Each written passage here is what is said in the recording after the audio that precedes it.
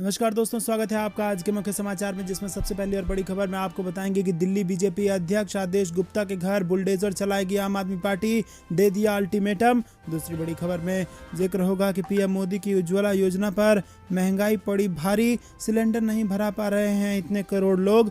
तीसरी बड़ी खबर में जिक्र होगा कि बढ़ती महंगाई पर बिफरे पी चिदम्बरम, कहा किसान विरोधी है सरकार, इसीलिए गेहूं खरीदने में विफल रही। चौथी बड़ी खबर में जिक्र होगा उत्तर प्रदेश का, भाजपा सरकार की योजनाओं की अखिलेश यादव ने खोल दी पोल, फ्री राशन को लेकर भी बताई बड़ी सच्चाई। और इसी के साथ पांचवी बड़ी खबर में आपको बताएंगे कि बीजेपी जेडीयू में सब कुछ ठीक ठाक नहीं, बहुत जल्द हो सकती है उठापटक, उपेंद्र कुशवाहा ने किया इसका इशारा। दोस्तों, हर एक खबर की गहराई में आपको ले जाएंगे, लेकिन उससे पहले अगर आप भी बढ़ती महंगाई के लिए भाजपा को जिम्मेदार मानते हैं तो वीडियो को लाइक कीजिए, और अगर चैनल पर नए हैं तो लाल बटन को दबा के चैनल को सब्सक्राइब करके घंटी बजाकर कमेंट में लिखिए जय हिंद। दोस्तों, रुक करते हैं सबसे पहली और बड़ी खबर की तरफ। दिल्ली बीजेपी अध्यक्ष आदेश गुप्ता के घर बुलडोजर चलाएगी आम आदमी पार्टी, दे दिया इसका अल्टीमेटम। जी हां दोस्तों, आम आदमी पार्टी ने दावा किया है कि अगर शनिवार सुबह 11 बजे तक अगर कार्रवाई नहीं होती है तो आम आदमी पार्टी खुद बुलडोजर लेकर आदेश गुप्ता के घर का अतिक्रमण तोड़ेगी। आम आदमी पार्टी के नगर निगम प्रभारी दुर्गेश पाठक ने कहा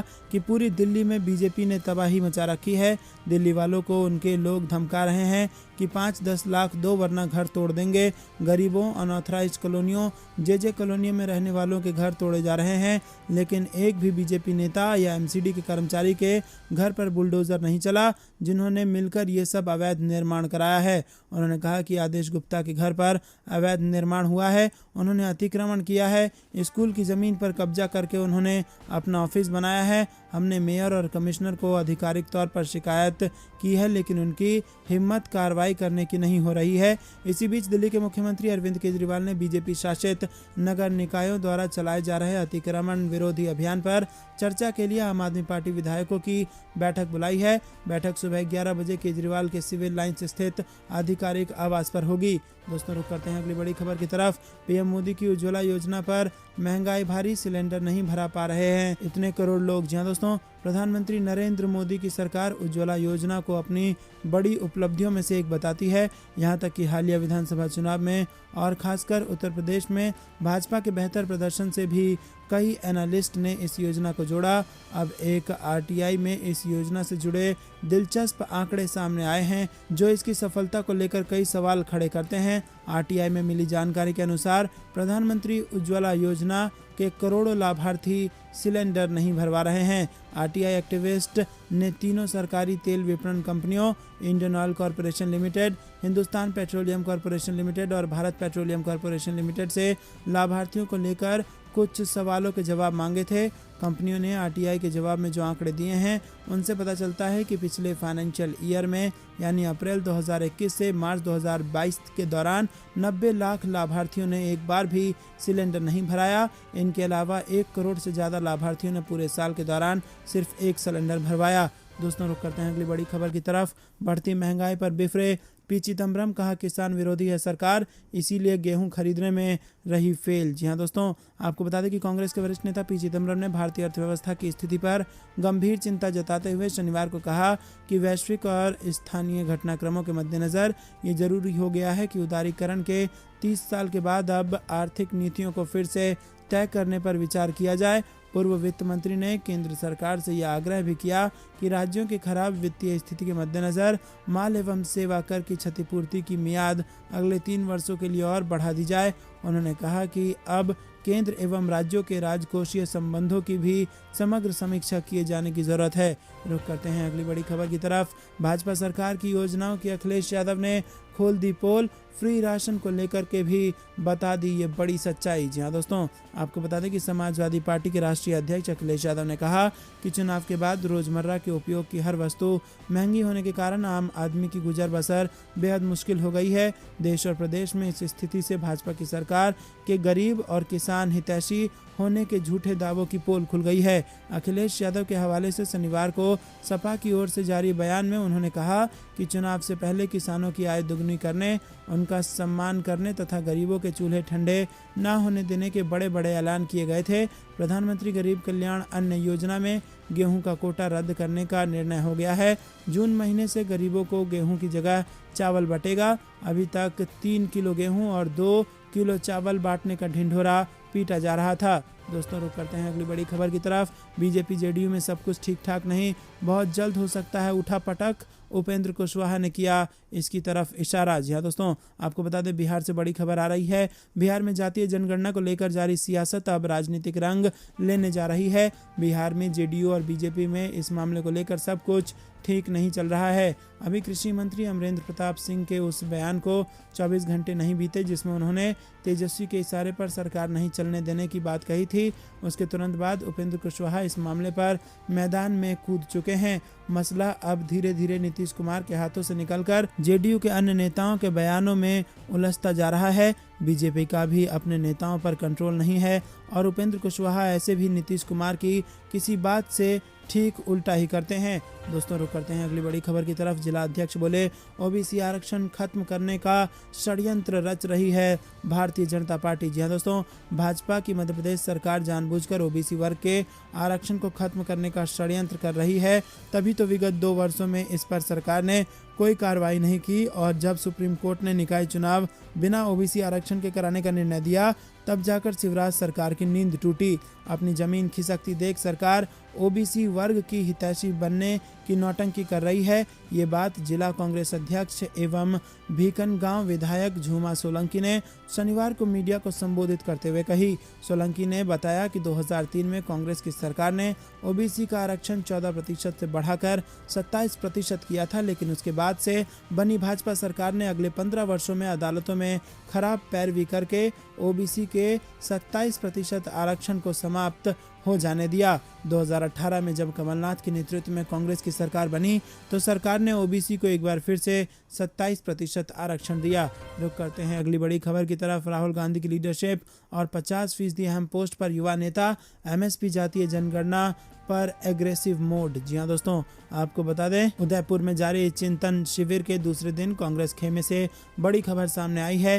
राहुल गांधी के नेतृत्व में यूथ ब्रिगेड 2024 के आम चुनावों में उतर सकती है और संगठन से लेकर सत्ता में कांग्रेस 50 साल से कम उम्र के नेताओं को 50% हिस्सेदारी देगी। इसका ब्लूप्रिंट तैयार किया जा रहा है।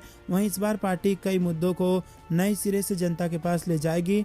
इसमें जातीय जनगणना, एमएसपी की लीगल गारंटी प्रमुख मुद्दे हैं। दोस्तों रुक करते हैं अगली बड़ी खबर की तरफ, जिसमें आपको बता दें कि राहुल गांधी करेंगे देश का दौरा, राजस्थान से होगी इसकी शुरुआत। जी हाँ दोस्तों, कांग्रेस देश में जन जागरण अभियान शुरू करने की तैयारी में है और ऐसे में कांग्रेस नेता राहुल गांधी देश का दौरा कर सकते हैं। राहुल गांधी के दौरे की शुरुआत में 21 मई को राज्यसभा में जयपुर जिले के कोटपुतली में जनसभा को संबोधित करेंगे। इसके बाद वो अन्य प्रदेशों में जाएंगे। उदयपुर में चल रहे कांग्रेस के नव संकल्प चिंतन शिविर के दूसरे दिन राहुल गांधी ने मुख्यमंत्री अशोक गहलोत, प्रदेश कांग्रेस कमेटी के अध्यक्ष गोविंद सिंह डोटासरा और पूर्व उत्तर प्रदेश मुख्यमंत्री सचिन पायलट के साथ जनसभा को लेकर चर्चा की। दोस्तों रुक करते हैं अगली बड़ी खबर की तरफ। त्रिपुरा के मुख्यमंत्री विप्लव कुमार देव ने दिया इस्तीफा, मानिक साह होंगे नए मुख्यमंत्री। जी हाँ दोस्तों, त्रिपुरा के मुख्यमंत्री विप्लव कुमार देव ने इस्तीफा दे दिया है। उन्होंने राज्य के गवर्नर SN आर्य को त्यागपत्र सौंप दिया है। न्यूज एजेंसी ने ये जानकारी दी है। हालांकि देव ने किन वजहों से त्यागपत्र दिया है इसका अभी तक कोई पता नहीं चला है। विप्लव कुमार देव ने अपने त्यागपत्र पर कहा कि पार्टी चाहती है कि वो संगठन की मजबूती के लिए काम करें। सूत्रों के मुताबिक केंद्रीय मंत्री प्रतिमा भौमिक को मुख्यमंत्री पद की दौड़ में सबसे आगे माना जा रहा है और इस ऐलान के कुछ देर बाद ही बीजेपी विधायक दल की बैठक त्रिपुरा में हुई। इस बैठक में बीजेपी के राज्यसभा सांसद डॉक्टर मानिक साह को विधायक दल का नेता चुना गया और इस बैठक में भूपेंद्र यादव, विनोद तावड़े पर्यवेक्षक थे। माना जा रहा है कि मानिक साह के मुख्यमंत्री बनने के बाद जो राज्यसभा सीट खाली होगी उसके जरिए विप्लव कुमार देव को चुनाव लड़ाया जा सकता है। दोस्तों रुक करते हैं। सोनिया गांधी ने कही पार्टी में बदलाव की बात, देश में नफरत के माहौल पर भी सरकार को घेरा। जी हाँ दोस्तों, उदयपुर में शुक्रवार को कांग्रेस के 3 दिवसीय नव संकल्प चिंतन शिविर की शुरुआत करते हुए पार्टी अध्यक्ष सोनिया गांधी ने 2 टूक कहा कि संगठन के सामने अभूतपूर्व स्थिति है, हमें सुधारों और रणनीति में बदलावों की सख्त जरूरत है। उन्होंने कहा कि असाधारण परिस्थितियों का सामना असाधारण तरीके से ही किया जा सकता है। सोनिया गांधी ने अल्पसंख्यकों पर हमले का मुद्दा उठाते हुए जहां एक तरफ पीएम मोदी की चुप्पी पर निशाना साधा, तो वहीं बीजेपी पर देश में नफरत का माहौल बनाने का आरोप भी लगाया। कांग्रेस वर्किंग कमेटी के अपने पिछले संदेश को दोहराते हुए सोनिया गांधी ने चिंतन शिविर में कहा कि पार्टी ने हमें बहुत कुछ दिया है, अब समय है कर्ज उतारने का। सोनिया गांधी ने कहा कि हमें निजी अपेक्षाओं को संगठन के हितों के अधीन रहना होगा। चिंतन शिविर में भाग ले रहे प्रतिनिधियों से सोनिया ने कहा कि अंदर खुलकर अपनी राय रखें, लेकिन बाहर केवल एक संदेश जाना चाहिए, संगठन की मजबूती और एकता का संदेश। दोस्तों, रुक करते हैं अगली बड़ी खबर की तरफ। कांग्रेस में एक परिवार से एक ही टिकट, हर स्तर पर 50% पदाधिकारी होंगे अंडर 50। जी हाँ दोस्तों, कांग्रेस के नव संकल्प चिंतन शिविर में कई मुद्दों पर चर्चा होगी। इसमें वो प्रस्ताव अहम होंगे जो अलग अलग कमेटियों ने दिए हैं। इनमें एक परिवार के एक सदस्य को टिकट दिए जाने का प्रस्ताव अहम है। किसी व्यक्ति के पद पर रहने की अवधि भी 5 साल फिक्स करने का प्रस्ताव है। वहीं कांग्रेस के हर स्तर पर 50% पदाधिकारियों की उम्र 50 साल से कम रखने की बात भी कही गई है।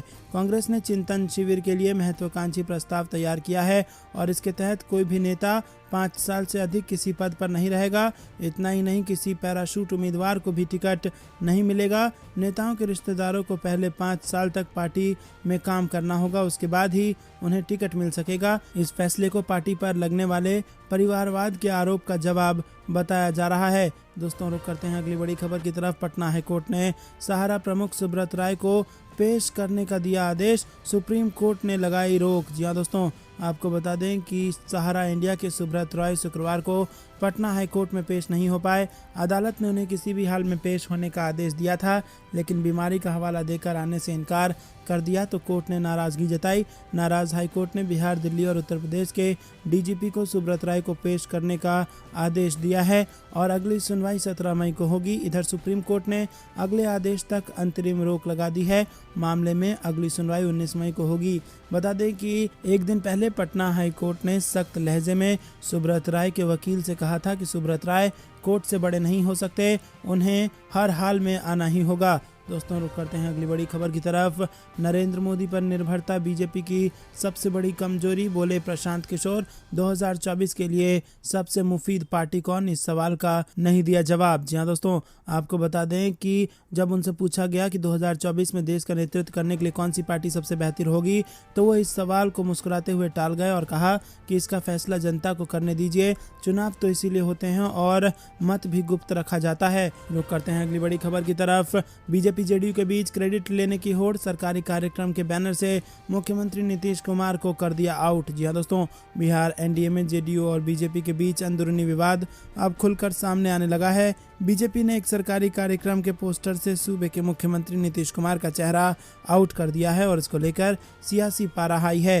दरअसल पटना और भोजपुर जिले को जोड़ने वाले कोइलवर में बने 3 लेन सड़क पुल का 14 मई को उद्घाटन होना है। केंद्रीय मंत्री नितिन गडकरी इसका उद्घाटन करेंगे, जिसका पोस्टर पटना के आयकर, गोलंबर, गांधी मैदान सहित अन्य स्थानों पर लगाया गया है। इस पोस्टर से मुख्यमंत्री नीतीश कुमार का चेहरा गायब है। बिहार की मुख्य विपक्षी पार्टी आरजेडी ने इस पर चुटकी ली है और बिहार एनडीए में घमासान होने का दावा किया जा रहा है। वहीं बीजेपी नेता इस पर कुछ भी बोलने से बच रहे हैं। बता दें कि ये पहला मौका नहीं है जब किसी बात को लेकर दोनों दल आमने सामने हैं। इससे पहले भी कई बार दोनों पार्टियों के बीच का विवाद सुर्खियों में रहा है। कई बार दोनों दल के नेता एक दूसरे पर छींटाकशी करने से बाज नहीं आते हैं। दोस्तों, रुक करते हैं अगली बड़ी खबर की तरफ। अपनी ही सरकार पर फिर हमलावर हुए बीजेपी सांसद वरुण गांधी, बोले 80% लोन बड़े पूंजीपतियों को दे दिया। जी हाँ दोस्तों, अपनी ही सरकार पर आरोप लगा रहे हैं वरुण गांधी। बरेली से बड़ी खबर, बीजेपी सांसद वरुण गांधी अक्सर अपनी पार्टी पर सवाल खड़े करते नजर आते हैं और इसी कड़ी में एक बार फिर बीजेपी सांसद ने अपनी सरकार पर हमला बोला है। उन्होंने बढ़ती बेरोजगारी के लिए भी सरकार को घेरते हुए कहा कि 80% लोन बड़े बड़े पूंजीपतियों को दे दिया गया है, केवल 9% लोन ही गरीबों, किसानों और नौजवानों को दिया गया है। उन्होंने कहा कि देश भर में 1.5 करोड़ नौकरियों के पद खाली पड़े हैं और सरकार कुछ भी नहीं कर रही है। दोस्तों, रुक करते हैं अगली बड़ी खबर की तरफ। 2020 में पायलट की नाराजगी के बाद भाई कमान को एकजुटता दिखाने का मैसेज, राहुल गांधी को एक साथ रिसीव करने पहुंचे सचिन पायलट और अशोक गहलोत। जी हाँ दोस्तों, कांग्रेस के चिंतन शिविर में राजस्थान में अस्थिर राजनीतिक हालातों पर भी चर्चा होगी और इस शिविर के बाद राजस्थान की सरकार में अगले 1.5 साल की वर्किंग और नेतृत्व को लेकर तस्वीरें साफ हो जाएंगी। 2020 में सचिन पायलट की नाराजगी जताने के बाद अब कांग्रेस हाईकमान इस खींचतान को बिल्कुल भी आगे बढ़ाने के मूड में नहीं है। ये साफ तौर पर तब दिखाई दिया जब रेलवे स्टेशन पर राहुल गांधी के स्वागत के लिए मुख्यमंत्री अशोक गहलोत के साथ साथ सचिन पायलट भी दिखाई दिए। केसी वेणुगोपाल और अन्य नेताओं की मौजूदगी में पायलट और गहलोत की एक साथ मौजूद रहे और कोशिश ये मैसेज देने के लिए थी कि राजस्थान कांग्रेस में सब ठीक ठाक है।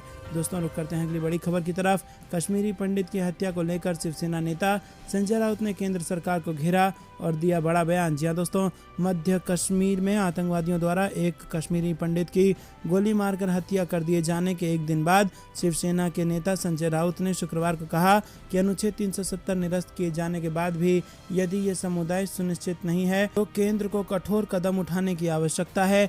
लश्कर-ए-तैयबा के 2 आतंकवादियों ने गुरुवार को बडगाम जिले के एक सरकारी कार्यालय में घुसकर राहुल भट्ट नामक कश्मीरी पंडित की गोली मारकर हत्या कर दी थी। भट्ट को कश्मीरी पंडित प्रवासियों के लिए विशेष रोजगार पैकेज के तहत तहसील कार्यालय में नौकरी मिली थी। दोस्तों, रुक करते हैं अगली बड़ी खबर की तरफ जो कि गुजरात से आ रही है। आम आदमी पार्टी ने तेज की चुनाव की तैयारियां। 15 मई से सभी 182 विधानसभा क्षेत्रों में जाएगी परिवर्तन यात्रा। जी हां दोस्तों, पंजाब विधानसभा चुनाव में बम्पर जीत के बाद अब आम आदमी पार्टी की निगाहें गुजरात में इस साल होने वाले विधानसभा चुनाव पर है। पार्टी ने इसको लेकर तैयारियां तेज कर दी हैं और आम आदमी पार्टी ने 15 मई से गुजरात में परिवर्तन यात्रा निकालने का फैसला लिया है। पार्टी परिवर्तन यात्रा की शुरुआत मंदिरों में दर्शन पूजन के साथ करेगी। आम आदमी पार्टी सभी 182 विधानसभा क्षेत्र में परिवर्तन यात्रा लेकर जाएगी और ये यात्रा ज़्यादातर बड़े गांव और कस्बों में पहुंचेगी और इस यात्रा को लेकर खास प्लान बनाया गया है। खास बात यह है कि इस यात्रा में आम आदमी पार्टी के कार्यकर्ता बढ़ चढ़कर हिस्सा लेंगे और नुक्कड़ नाटक, प्रभात फेरी और मशाला यात्रा निकालकर लोगों को पार्टी के पक्ष में वोट देने की अपील करेंगे। आपका कहना है कि इस 20 दिनों की यात्रा में 10 लाख लोग उनसे जुड़ेंगे और अपने विचार रखेंगे। रुक करते हैं अगली बड़ी खबर की तरफ। सुप्रीम कोर्ट के आदेश पर नेताओं में ट्विटर वॉर। किरण रिजिजू और पी चिदम्बरम आमने सामने। जी हां दोस्तों, कानून मंत्री किरण रिजिजू ने राजद्रोह कानून पर सुप्रीम कोर्ट के आदेश के बाद लक्ष्मण रेखा संबंधी उनके बयान पर सवाल उठाने वाले वरिष्ठ कांग्रेस नेता पी चिदम्बरम पर पलटवार किया है। केंद्रीय मंत्री ने अभिव्यक्ति की स्वतंत्रता और राजद्रोह के संबंध में जवाहरलाल नेहरू और इंदिरा गांधी सरकारों के फैसले का जिक्र किया है। राजद्रोह कानून पर अंतिम रोक लगाने संबंधी सुप्रीम कोर्ट के आदेश के बाद रिजिजू ने कार्यपालिका और न्यायपालिका समेत विभिन्न संस्थाओं के लिए लक्ष्मण रेखा की बात कही और कहा कि किसी को इसे पार नहीं करना चाहिए। रिजिजू की इस टिप्पणी पर प्रतिक्रिया व्यक्त करते हुए चिदम्बरम ने कहा कि भारत के कानून मंत्री को मनमाने ढंग से लक्ष्मण रेखा खींचने का कोई अधिकार नहीं है और उन्हें संविधान का अनुच्छेद 13 पढ़ना चाहिए। दोस्तों, रुक करते हैं अगली बड़ी खबर। साला सरस्वती मंदिर में रोके नमाज। हाईकोर्ट ने याचिका पर केंद्र समेत 8 लोगों को दिया नोटिस। और क्या है विवाद, ये आपको बता दें दोस्तों। पूरे देश में ताजमहल और ज्ञानव्यापी मस्जिद का मुद्दा गरमाया हुआ है। यह अभी ठंडा भी नहीं हुआ था कि धार में भोजशाला के विवाद कोर्ट के दरवाजे पर पहुंच गया है। एमपी हाई कोर्ट की इंदौर पीठ ने इस याचिका को स्वीकार कर लिया है। याचिकाकर्ता ने कहा कि भोजशाला सरस्वती मंदिर है, यहां मुस्लिमों को नमाज पढ़ने से रोके। हाई कोर्ट की इंदौर पीठ ने याचिका स्वीकार कर 8 लोगों को नोटिस जारी किया है और इसमें केंद्र सरकार भी शामिल है। दरअसल धार स्थित भोजशाला का विवाद लंबे समय से चला आ रहा है, मगर हर सरस्वती पूजा के अवसर पर दोनों समुदाय के लोग सांप्रदायिक सौहार्द की शानदार मिसाल पेश करते हैं। एक तरफ मां सरस्वती की पूजा होती है तो दूसरी तरफ अजान होती है। दोनों धर्म के लोगों एक दूसरे की मदद करते हैं और इसी बीच एक हिंदू संगठन ने हाई कोर्ट की इंदौर पीठ में एक याचिका दायर की है और इसे हाई कोर्ट ने स्वीकार कर लिया है। दोस्तों, रुक करते हैं अगली बड़ी खबर की तरफ। कानपुर देहात में अवैध तरीके से शराब बेचते भाजपा मंडल अध्यक्ष का पुत्र गिरफ्तार। ज्यादा पैसे लेने पर हुआ था विवाद। जी हां दोस्तों, रसूलाबाद में भाजपा मंडल अध्यक्ष पुत्र को बारात में अवैध देसी शराब बेचते पुलिस ने गिरफ्तार कर लिया। उसका अधिक दाम में शराब बेचने को लेकर ग्रामीणों से विवाद हुआ था, जिसके बाद शिकायत कर पुलिस को अवैध शराब बिक्री की जानकारी और कार्रवाई करते हुए उसे गिरफ्तार कर लिया है। वहीं रसूलाबाद थाना क्षेत्र में खपरेमऊ गांव में एक किसान के यहां बारात आई हुई थी, जहां बुधवार रात बारातियों को भाजपा मंडल अध्यक्ष राम महेंद्र वर्मा के बेटे अनिल कुमार 100 रुपए में शराब बेच रहा था। इसको लेकर बारातियों से विवाद भी हुआ और इसके बाद थाने में इसकी शिकायत की गई और देर रात पुलिस पहुंची और एक पेटी शराब संग अनिल को पकड़ लिया गया। दोस्तों, रुक करते हैं अगली बड़ी खबर की तरफ, जिसमें आपको बताते हैं कि जोधपुर और भीलवाड़ा के बाद हनुमानगढ़ में सांप्रदायिक तनाव, छेड़छाड़ से रोकने पर बवाल। जी हां दोस्तों,